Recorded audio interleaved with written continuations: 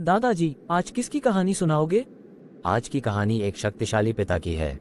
एक गरीब पिता ने अपने इकलौते बेटे को खूब पढ़ा लिखा कर एक बड़ा इंसान बनाने का फैसला कर लिया था। पिता दिन रात मेहनत करता और अपने बेटे के पढ़ाई का खर्चा उठाता। बेटा भी खूब मन लगाकर पढ़ाई करता। एक दिन पिता का सपना सच हो गया। बेटा पढ़ लिख कर बहुत बड़ा आदमी बन गया और उसने अपना खुद का व्यवसाय शुरू कर लिया और उसमें बहुत सफल हो गया। एक दिन बेटा अपने बड़े और आलीशान ऑफिस में बैठा हुआ था, तभी उसके पिता उसका ऑफिस देखने आए। बेटा अपने ऑफिस की शानदार कुर्सी पर बैठा हुआ था। पिता को देख बेटा खुश हो गया और अपनी कुर्सी से खड़ा हो गया। पिता ने बेटे को कुर्सी पर बैठाया और बेटे के पीछे खड़े हो गए और उसके कंधों पर अपना हाथ रखते हुए कहा, बेटा, तुम्हें पता है कि आज इस दुनिया में सबसे शक्तिशाली इंसान का एहसास किसे होता होगा? पिता आगे कुछ और बोल पाते तभी बेटे ने कहा, पिताजी, मैं हूँ सबसे शक्तिशाली इंसान। पिता ने सोचा था कि बेटा उन्हें ही सबसे शक्तिशाली कहेगा, लेकिन बेटे के इस जवाब से उन्हें बहुत निराशा हुई। ठीक कहा बेटा।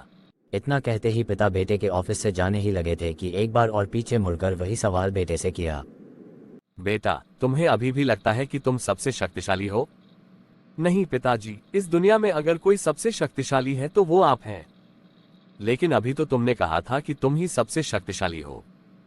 हाँ, वो मैंने इसलिए कहा था क्योंकि उस वक्त दुनिया के सबसे शक्तिशाली इंसान के हाथ मेरे कंधे पर थे, इसलिए उस वक्त मैं खुद को सबसे शक्तिशाली महसूस कर रहा था। बेटे ने जवाब दिया। ये सुन पिता की आंखों में आंसू आ गए और उन्होंने अपने बेटे को गले से लगा लिया।